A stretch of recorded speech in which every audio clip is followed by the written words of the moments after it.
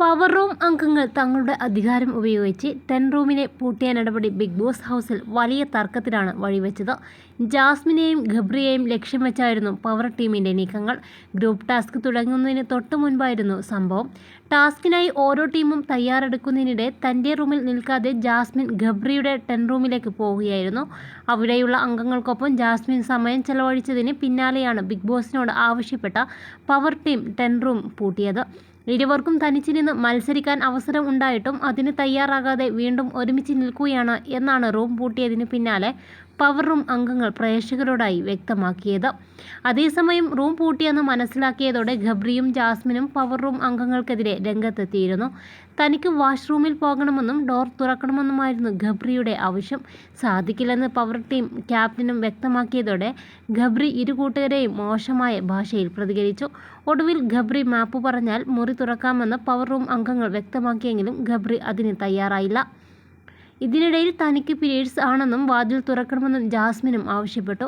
മാനുഷിക പരിഗണനയില്ലാതെ power team പെരുമാറരുതെന്നും Jasmine പറഞ്ഞു.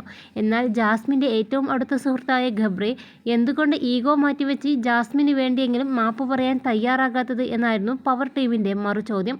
ഗബ്രിയെ പോലെയല്ല തങ്ങളെന്നും ജാസ്മിൻ്റെ ആവശ്യമടക്കം പരിഗണിച്ച് റൂം തുറക്കുമെന്നും വ്യക്തമാക്കി. ഒടുവിൽ പവർ ടീം റൂം തുറന്നു നൽകി. ഇതിനുശേഷം എല്ലാ ടീമും ടാസ്കുകൾ പെർഫോം ചെയ്യുകയും ചെയ്തു. എന്നാൽ ടാസ്കിന് ശേഷം രാത്രിയോടെ ജാസ്മിൻ പവർ ടീമിന് അടുത്തെത്തി തൻ്റെ പരാതിയിൽ നടപടി സ്വീകരിക്കണമെന്ന് ആവശ്യപ്പെട്ടു. രാവിലെ പവർ ടീം മീറ്റിംഗിനിടെ തന്നോട് ജിൻഡോ മോശമായി പെരുമാറിയെന്നും അതിൽ നടപടിയെടുക്കാൻ എന്തുകൊണ്ടാണ് പവർ ടീം വൈകുന്നതെന്നായിരുന്നു ജാസ്മിൻ്റെ ചോദ്യം. ഇതിന് നാളെയും നടപടി സ്വീകരിക്കാമെന്ന് ടാസ്ക് കഴിഞ്ഞ് ക്ഷീണത്തിലാണ് തങ്ങളെന്നും സിബിൻ മറുപടി നൽകി. ഇന്നാണ് തീരുമാനം വേണ്ടതെന്ന് ജാസ്മിൻ ഉറച്ചുനിന്നു. എന്നാൽ അതിന് സാധിക്കില്ലെന്ന നിലപാട് സിബിൻ ആവർത്തിച്ചു.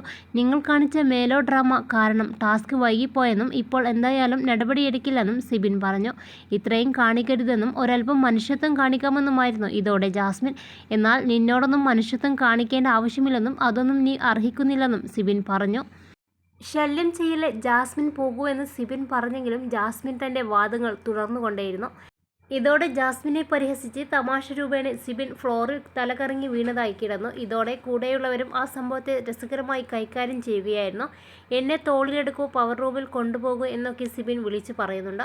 അതേസമയം ബിഗ് ബോസും ജനങ്ങളും മത്സരാർത്ഥികൾക്കു മുകളിൽ ദൈവമുണ്ടെന്നും മറക്കരുതെന്നും ജാസ്മിൻ സിബിനോടും മറ്റംഗങ്ങളോടുമായി മറുപടി പറയുന്നുണ്ട്.